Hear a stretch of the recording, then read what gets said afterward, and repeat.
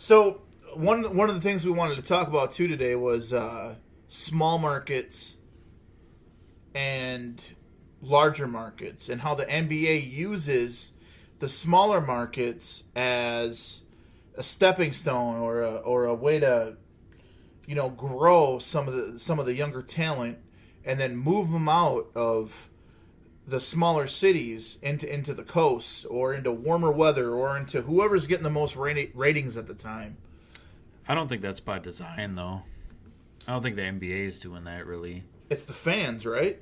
Um, yeah, I think, the media is to blame. I think players wanting to live in warm climates has a little bit to do with it. I don't know. I just feel like it kind of all centers around, like, the flyover country that we talk about, the middle of the country teams in the Midwest with the cold weather. Like, it just, I don't know. There's, like, this stigma against it, which part of me understands, but at the same time, like, I don't know, I feel like fans in those markets, or even fans in general, to me, I feel like they'd probably like a little more parity in the league, and it just doesn't seem to ever develop. Brian Dietz, one of our listeners, is asking what our Twitter handle is. What was that again? Oh, at PodCrewMN. At Pod. Anything capitalized or? No, it should work both ways. All right, sounds good. Looks like he might want to send us a question. I think that's just, my main complaint about the NBA is with the whole thing that you referenced, I just feel like that some of these markets in the middle of the country with, quote unquote, smaller markets, the way I see it, they just kind of serve as like a feeder system to the teams on the coast. I don't know. It feels like they're kind of AAA baseball, equivalent to AAA baseball teams. I feel like they just get these stars early in the draft, develop them through their first contract or two, and then I feel like there's just like this kind of pressure that's kind of media created to get the star that's in a smaller market over to a more visible team with a bigger impact on the league. It's kind of hard to criticize. I know I live in Minneapolis, so fans of these teams probably have a lesser voice, but I don't know. It just kind of is a frustrating aspect to the NBA, in my opinion, as being a fan of the league. So some of the small market players, Pat, what are some of the guys we're looking at that might be traded or might be going to different markets after their first contract? Why are the small market teams being used as a feeder system to like Golden State, Boston, LA? I just think it's the stigma of having people saying that these athletes are too big for the markets they're in. I mean, you got Anthony Davis, who signed for another 2 years, but the second year is a player option, so you can back out of that. But again, you only hear about LA getting him or the Celtics getting him. Don't you think it's funny though? Like, the Pelicans got to the second round of the playoffs last year, and I feel like the media makes it seem like they're this like perennial lottery team. And it's like, and the Pelicans have actually made an effort to strengthen their roster. Like, they've traded for DeMarcus Cousins. They've got Rondo, Drew Holiday. They signed Julius Randle. I think they made a trade for Mirotic. So they have some nice players. Like, I feel like the Pelicans have made a big effort to put a decent roster around Anthony Davis. I mean, they have, but like the only player that's left out of that, last year's trades and stuff is Drew Holiday from. I mean, Cousins got hurt, so that was a blow. Yeah, and they signed Randall to probably replace that Cousins role. Yeah, but that's my point. Is they're trying to put a roster together with them. Like, what else can you ask for? Like, they're doing their best, in my opinion. Yeah, I mean, that's what we're trying to do here in Minnesota as well by signing Butler. Yeah, these teams have a smaller margin for error with these moves as well. These supposed small market teams definitely have a smaller window, and they act like it because the media is constantly saying that their superstars aren't fit to be there. So when you do have the opportunity, I guess you need to kind of pounce on that. But in a league that has a salary cap, I mean, why can't a small market team, house a superstar? Why can't, I wouldn't even consider these teams small market teams. Like, we were talking about Kemba Walker earlier, right? Charlotte? Yep. Guess what size market they are? I would guess in the mid to late teens. 23. Okay, that was 23 out of 100 though. So like, if you take in the top 100 markets in the country, they're number 23. But there's not 100 NBA Yeah, teams. so what's that? Probably That's true. 18th, That's 19th. true. Yeah, but you know how Minnesota always gets ripped down for cold weather? Yeah, what are we, 14? Well, what's Charlotte? Last time I checked, they're warm weather. So we're actually 15th in the country right now. I actually think Kemba Walker should go. Kemba Walker just got done saying that he'd like to stay there, though. I don't know if that's just kind of, keep fans interested, not to boom right now kind of, talk, but... When I talked about the Pelicans trying to put together a good roster, I don't even feel like Charlotte. Like, they've made some horrible decisions. Yeah. You don't like Jordan? I mean, he isn't really good at his job at this point. I mean, his track record's pretty bad. I mean, he is the GOAT, though. So wait. Yeah, I'll never... Zion Williamson is Stevenson, and Michael Jordan hasn't done a very good job at all. I mean, it sounds ridiculous, with the but Hornets? it's not. With the Hornets? Yeah, with the Hornets. No, he hasn't. That's funny. I mean, just look at his draft picks. Look at who they've signed. Like, it's not good. I think it's probably in their best interest to trade Kemba at this point and just start over. So what we're gonna, I got the top markets, okay, in the country here.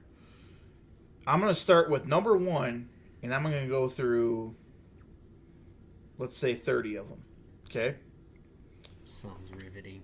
Yeah, this is gonna be absolute epic radio / internet. Well, I mean, we say small markets, and it's kind of like I think it's a joke. Like an all-encompassing. It's like an all-encompassing term. I just feel like I feel like there's like 8 NBA teams that the league is invested in them being successful. I don't know, invested. Like, I think there's like because they shoot threes well. There's right? like 8 teams that the league kind of like leans on for, like them being good, kind of drives the league, and then kind of all the rest of the teams, if they're small market or not, are just kind of like afterthoughts. Like, well, number 1 is the Knicks, New York. Yeah. Who do they have? Porzingis? Yeah, he's been injured. Right. Who else? That's about it. And they couldn't care less if anybody gets traded there. Why? I think there's a lot of rumors as far as like Durant and Kyrie. Durant going Like, they're trying to direct some players. But it there. never happens. We'll see this summer. Yeah, they're both free agents this summer. I know. And they got a lot of money this summer, so we'll see. You think it's going to happen? But the Knicks are also getting, they got to split that market with Brooklyn. True. Which Kyrie's been rumored to Brooklyn as well. So why is Kyrie going everywhere when he's already in Boston? Boston's already number 10. Boston's already an East Coast team with a huge market. Why does he have to go somewhere? He doesn't have to. No, he doesn't have to. Why can't all these players go to Boston? That Anthony Davis has been rumored to go to Boston. Why can't Anthony Davis stay at home? Why can't everybody just stay where they're at and build a team like you're supposed to? Instead of trying to team up superstars and be this next elite team. I think there's pressure from the media and fans. Like, I would think that Anthony Davis would probably be open to staying, but, people are going to make it seem like he's staying with an awful team, which just isn't the case. But, I think players want, everybody loves attention, and probably players feel like they go to one of those 8 teams I referenced. You feel like you get the attention you deserve. How come the Lakers get all the attention and not the Clippers? Lakers have a They more got storied history. Yeah. Where are they from, by the way? Minneapolis. Wait, where? Why are they called even the fucking Lakers? Because They were in Minneapolis. So third, Chicago. Seems like nobody wants to go there, and that team's trash right Yeah, now. why does it seem like the NBA doesn't gear players towards Chicago? I don't know. What do you think? Is it just because they're so bad right now? There's no point in. I mean, I think there's a lot of speculation about Zion going there, isn't there? Well, yeah, only because they're probably guaranteed to be a top 3. But he's just team, Lance Stevenson, so I mean, who cares? yeah. I don't think he'd turn the Bulls around if he went there right away. I don't think so either. He I don't can't shoot. disagree with you. Yeah. I think he's a more athletic Oliver Miller. Wow. Totally That's joking. aggressive. So number 4 is Philadelphia, and Yeah. they got asshole Butler.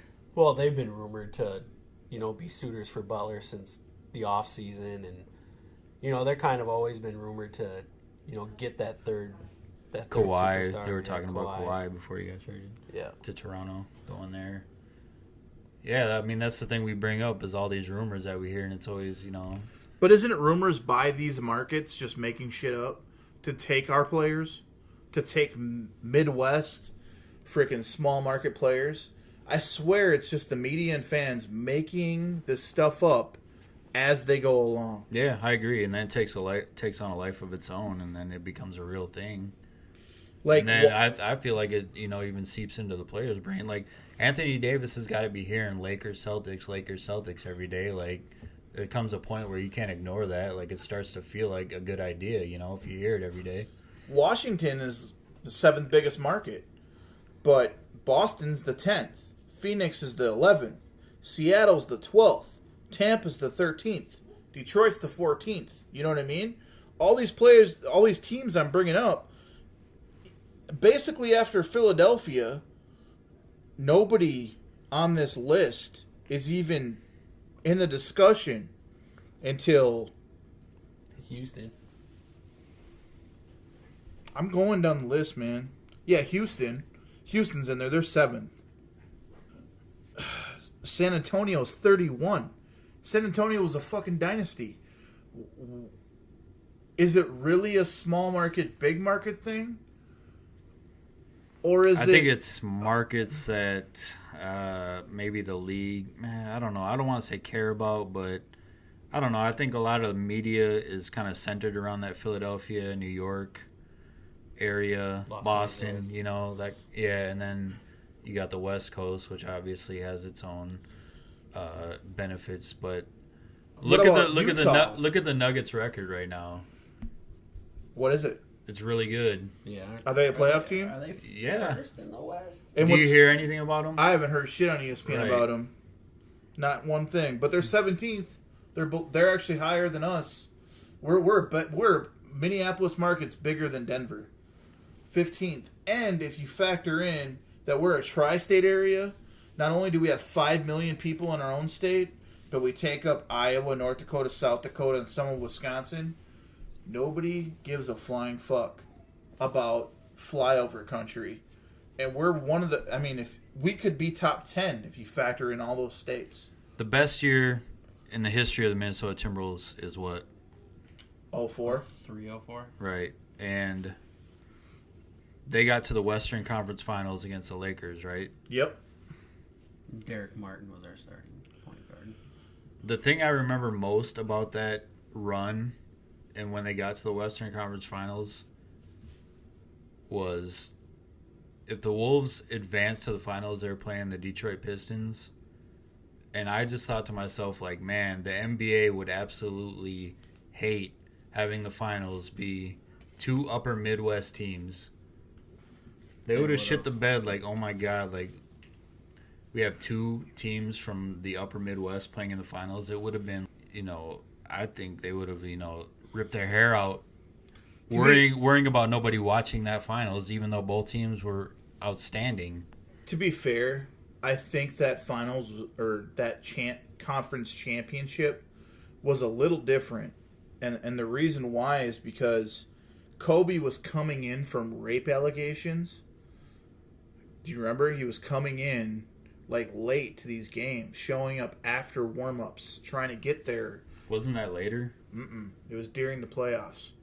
That year? Yes, that year. And I specifically remember him showing up and having to take the fucking cart in from the loading dock to try to hurry up to get out to the court. And then this dude was showing up like a man on the mission. Also, you're right in terms of two Midwestern teams. But Tayshaun Prince that year was a man possessed, and he was taking over the league. Yeah, they were fine with Detroit, but if you put Minnesota against But them, why? it's a Detroit's problem. smaller than Minnesota.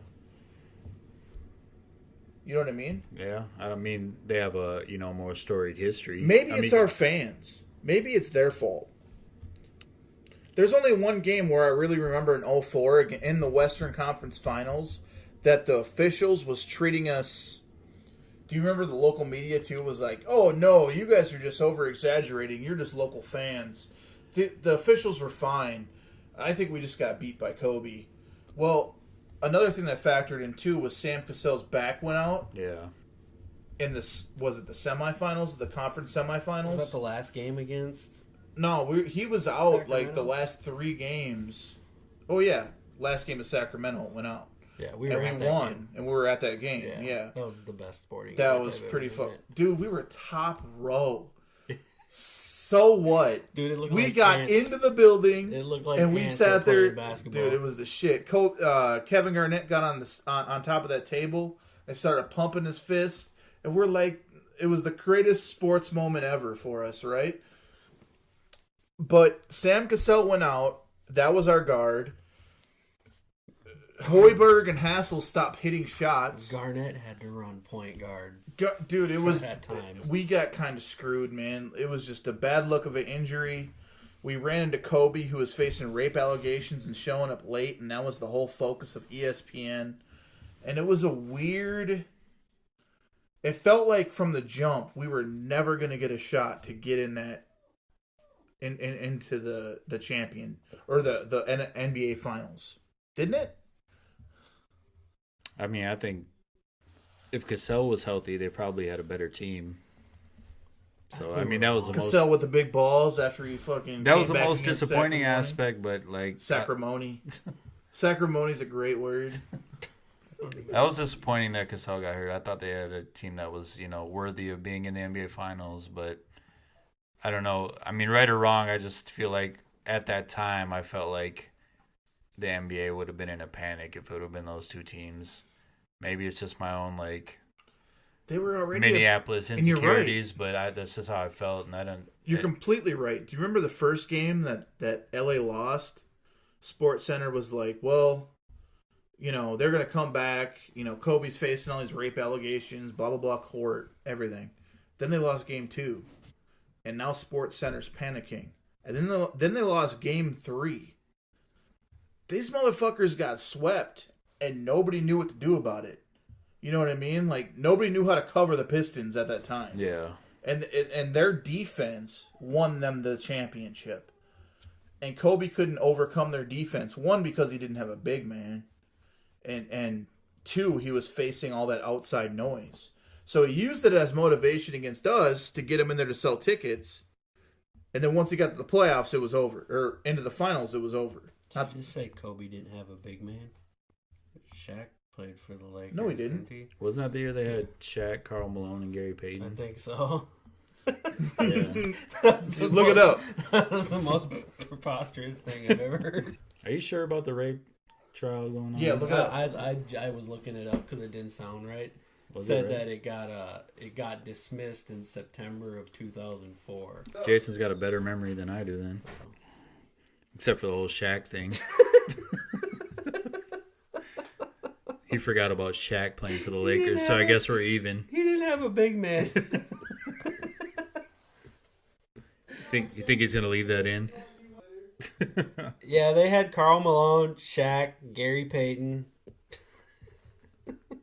Those guys are washed up though, man. Yeah, and they were just trying to hitch their wagon to Yeah, I know. Shaq and Kobe, but he said they didn't have a big man. Yeah, I don't know. Maybe we're getting too hung up on the small market, the technicality of that term. I feel like there's markets that are big, but also the NBA has a vested interest in seeing them do well, and it drives, kind of the success of the league.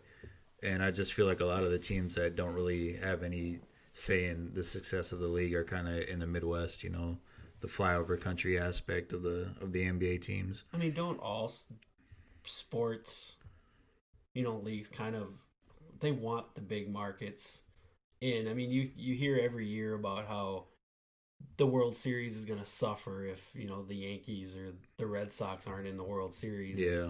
Numbers are constantly going down. So I can totally understand why, leagues would want those markets in there. Right.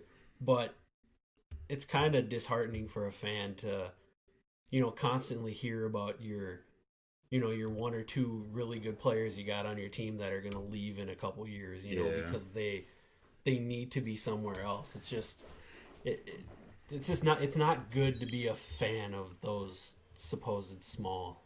Yeah, I know. I guess it's kind of apples and oranges, but I just think the thing people love most about the NFL is the parity, and I feel like it'd be cool in the NBA, but it's kind of above my pay grade because obviously the league is flourishing, so they have something figured out. It's just frustrating being a Timberwolves fan or or New Orleans fan. It just feels like I said, they're AAA teams. Like that article you referenced, Kevin O'Connor from The Ringer is already writing articles about towns getting out of Minnesota, and it's like his 5-year contract hasn't even kicked in yet. I know, we're already talking about him. I know, leaving. And I read that. I tweeted at him too, and I was just like, man, you're making it seem like it's the Pawtucket Pelicans or the Toledo Timberwolves. Like we're all just AAA teams, just developing these guys and then sending them up to the bright lights of the the teams that actually matter. It's frustrating. I mean, I've heard about media talking about Giannis in Milwaukee and how he signed through 2021 and where he should go next. And I know it starts early, doesn't it? It's like, man, these teams that are in the middle of the country. It's like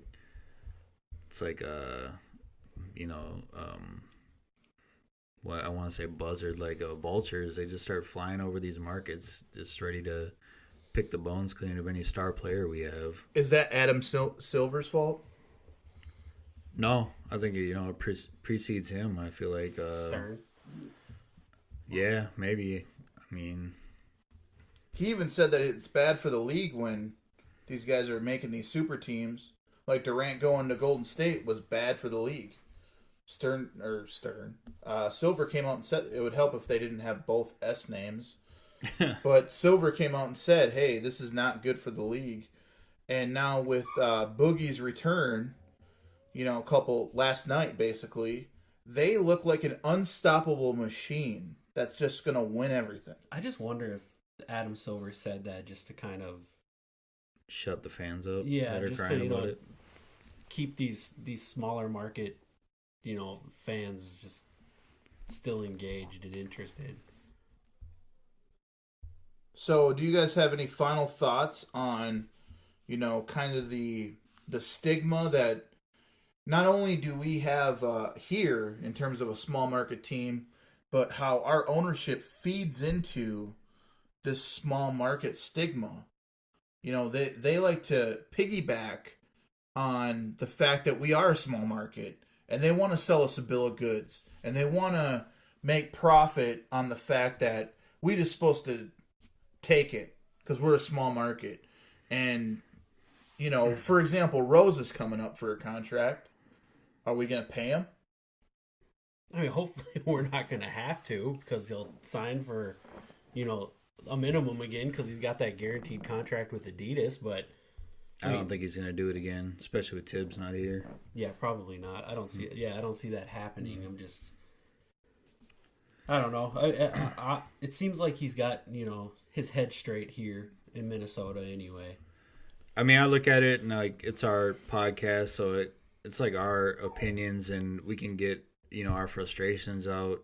Being Timberwolves fans, at the end of the day, like it's hard to really call for change in a league that's doing so well. And I was thinking about it today, like I kind of understand like the super teams, and like I enjoyed watching the Warriors play the Cavaliers for multiple years in the finals. Like, it was entertaining to me as a basketball fan. Like, I just liked watching, good players go at each other.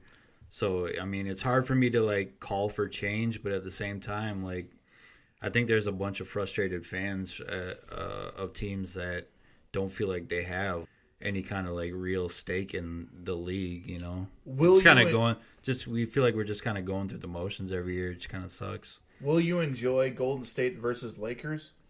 Yeah, I feel like I would, It's kind of like the same story that I was referencing with Cleveland. It's like it's LeBron's greatness going up against a super team, so it's going to be entertaining. Right. Like, you can't, deny that.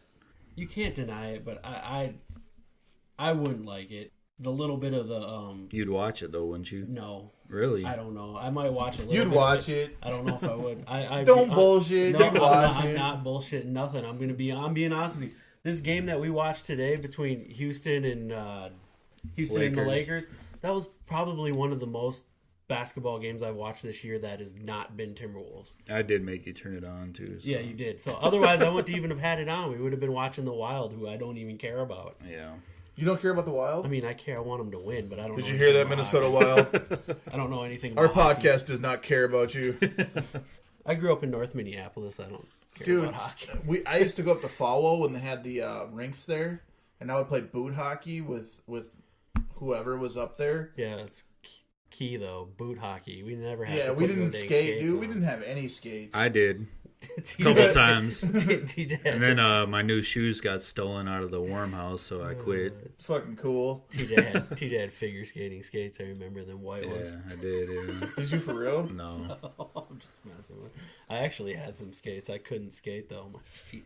Man, I had a brand new pair of Frank Thomas Reeboks that I loved, and they got stolen, and I was devastated. The big hurts. Yeah. Oh yeah. The big ganked. Yeah, they were gone. I used my dad's freaking old Dino Cicerelli lookalike skates. I tried to go up there, and it just hurt my feet. It was pointless. Skating is stupid. Yeah, I gave it up pretty quickly, so Yeah. I'm not very invested into hockey. But I like hockey. I like watching it. I feel like it's a Minnesota thing in me where I watch the Wild. I haven't talked about it yet on here. Honestly, there's not really much to talk about this year. They're another team that's just kind of going through the motions. And Did they win today? yeah, they did. They did. Okay.